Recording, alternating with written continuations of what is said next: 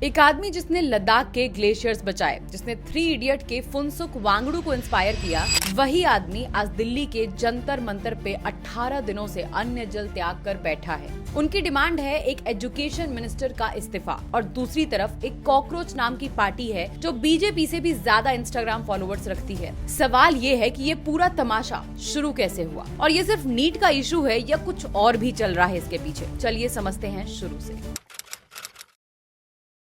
Story शुरू होती है मई 2026 में, जब नीट यूजी 2026 एग्जाम में पेपर लीक के एलिगेशन सामने आए। ये वही एग्जाम है जो लाखों स्टूडेंट्स के मेडिकल करियर को डिसाइड करता है। एक छोटी सी गलती, एक लीक्ड पेपर और पूरे देश के स्टूडेंट्स का फ्यूचर दांव पर लग जाता है। एलिगेशंस ये था कि एग्जामिनेशन सिस्टम में इरेगुलरिटीज हुई, कुछ स्टूडेंट्स को अनफेयर एडवांटेज मिले, जबकि मेजॉरिटी जेन्युइनली मेहनत करने वाले स्टूडेंट्स अफेक्ट हुए। इसके बाद सोशल मीडिया पर गुस्सा फूटना शुरू हुआ और स्टूडेंट्स ने अकाउंटेबिलिटी मांगनी शुरू की, पूछना शुरू किया कि ये किसकी गलती है। इसी कॉन्टेक्स्ट में सुप्रीम कोर्ट में एक हियरिंग चल रही थी जो एक्चुअली सीनियर एडवोकेट डेजिग्नेशंस और फ्रॉडुलेंट डिग्री के मिसयूज से रिलेटेड थी। उस हियरिंग के दौरान चीफ जस्टिस ऑफ इंडिया ने एक कमेंट किया जिसमें उन्होंने अनएम्प्लॉयड यंग लोगों को कॉकरोचेस और सोसाइटी के पैरासाइट्स जैसा बोला। बाद में उन्होंने क्लैरिफाई किया कि उनका मतलब सिर्फ उन लोगों से था जो फ्रॉडुलेंट डिग्री का यूज करते हैं, लेकिन जब तक क्लैरिफिकेशंस आई तब तक इंटरनेट पे आग लग चुकी थी।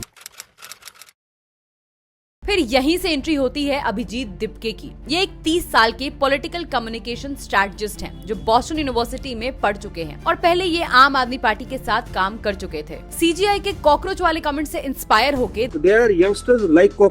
दिपके ने 16 मई 2026 को एक सैटारिकल मूवमेंट लॉन्च किया। नाम रखा कॉकरोच जनता पार्टी, जो डायरेक्टली बीजेपी मतलब भारतीय जनता पार्टी के नाम के पैरोडी था। इंस्टेड ऑफ इंसल्ट को रिजेक्ट करने के मूवमेंट ने उसी लेबल को फ्लिप कर दिया। हाँ, हम कॉकरोच हैं और हम आवाज उठाएंगे। रिजल्ट क्या हुआ? कुछ ही दिनों में मूवमेंट वायरल हो गया। लाखों लोग साइन अप कर गए और इंस्टाग्राम पे उनके फॉलोअर्स बीजेपी से भी ज्यादा हो गए, जो दुनिया की सबसे बड़ी पॉलिटिकल पार्टी है। दिपके के मूवमेंट में एक हफ्ते में ही 10 लाख से ज्यादा लोग जुड़ गए। जरूरी बात यह है कि CJP election commission of India के पास एक रजिस्टर्ड पॉलिटिकल पार्टी नहीं है। ये एक मूवमेंट है, सटायर से शुरू हुआ लेकिन धीरे धीरे ये एक सीरियस पॉलिटिकल वॉइस बन गया, specially youth, unemployment, examination system और अकाउंटेबिलिटी जैसे इश्यूज पे। सीजेपी ने अपनी कोर डिमांड रखी एजुकेशन मिनिस्टर धर्मेंद्र प्रधान का रेजिग्नेशन। साथ ही उन्होंने उन स्टूडेंट की फैमिलीज के लिए 1 करोड़ रुपए की कॉम्पनसेशन की मांग की जिन्होंने नीट पेपर लीक के बाद सुसाइड कर लिया था।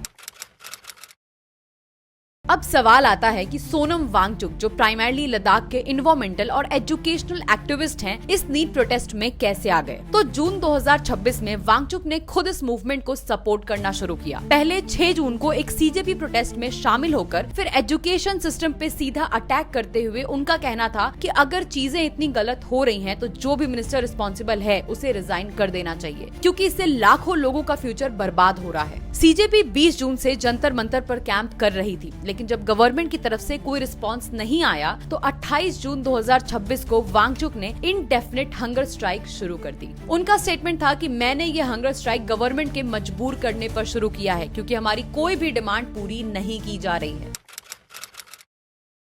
अब यहाँ से मामला हेल्थ क्राइसिस में बदलना शुरू होता है। 15 जुलाई तक वांगचुक अपने फास्ट के 18वें दिन में पहुंच चुके थे। उनका वेट 8.5 kg तक गिर चुका था, मसल मास लॉस हो रहा था और उनकी हेल्थ इंक्रीजिंगली वरीइंग बताई जा रही थी, सीजेपी फाउंडर दिपके के मुताबिक। इसी दिन दिल्ली हाई कोर्ट में एक PIL फाइल होती है एडवोकेट राकेश कुमार के द्वारा, जिसमें अथॉरिटीज को डायरेक्ट किया जाता है कि वांगचुक को अर्जेंट मेडिकल इंटरवेंशन दिया जाए, including liquid nutrition, protein, vitamin और अगर जरूरत पड़े तो फोर्स फीडिंग भी कराई जाए ताकि उनकी जान बचाई जा सके। फिर चीफ जस्टिस ने इस पिटीशन पर सेंट्रल और दिल्ली गवर्नमेंट दोनों को नोटिस इशू किया और तुरंत नेक्स्ट हियरिंग शेड्यूल की मैटर की अर्जेंसी को देखते हुए। इसी बीच अपोजिशन लीडर्स भी एक्टिव हो गए। कांग्रेस MP शशि थरूर ने वांगचुक से सीधा अपील की फास्ट खत्म करने के लिए, कहा कि उनके प्रोटेस्ट ने ऑलरेडी देश के लोगों को जगा दिया है और कैंपेन का जो पर्पस था वो अचीव हो चुका है। फिर प्रोटेस्ट साइट पे ही एक और यंग प्रोटेस्टर्स भी हंगर स्ट्राइक पे था जो फेंट हो गया और उसे हॉस्पिटल ले जाना पड़ा, जो सिचुएशन की सीरियसनेस को और हाईलाइट करता है। तो अभी करंट सिचुएशन क्या है? तो सोनम वांगचुक का फास्ट 18 दिनों से भी ज्यादा टाइम से कंटिन्यू है। हेल्थ क्रिटिकल सिचुएशन में है और दिल्ली हाई कोर्ट इस मामले को एक्टिवली मॉनिटर कर रहा है। नोटिस इशू हो चुके हैं और गवर्नमेंट की तरफ से अभी तक कोई भी ऑफिशियल रिस्पांस नहीं आया है उनकी डिमांड पे। अपोजिशन लीडर पब्लिक अपील कर रहे हैं फास्ट खत्म करने के लिए। CJP nation wide hunger strike और पार्लियामेंट मार्च प्लान कर रही है। तो ये पूरा प्रोटेस्ट दिखाता है कि कैसे एक genuine student safety issue paper leak धीरे धीरे एक ब्रॉडर पॉलिटिकल बैटल में बदल चुका है। तो अब आपको क्या लगता है, क्या सोनम वांगचुक का फास्ट सही तरीका है अपनी बात रखने का, या इसका कोई और पीसफुल सोल्यूशन हो सकता था? कमेंट में जरूर बताइएगा।